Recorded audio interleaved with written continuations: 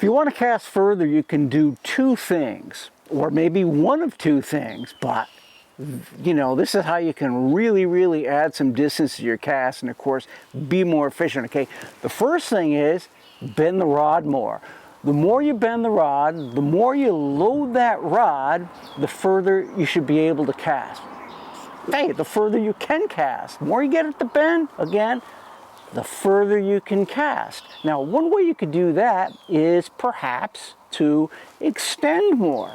You see a lot of saltwater fishermen nowadays, they're extending a little more. The reason they're doing that is they can get their rod to bend more easier in doing that. Primarily bending is a timing thing. You know, it's optimal speed of acceleration of the hand as you go through your stroke.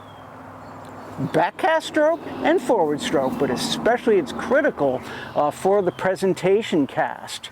So, and if you get your timing right, you get your timing better. Again, optimal timing bends the rod the most. If you can add or do that with extension, so much the better, so much easier it will be. Now, the other thing that you want to do is you want to get that rod tip to move faster right before it stops. Not necessarily in the middle of your cast, at the beginning of your stroke. No, you want to get that rod tip to move as fast as you can get it to move right before it stops.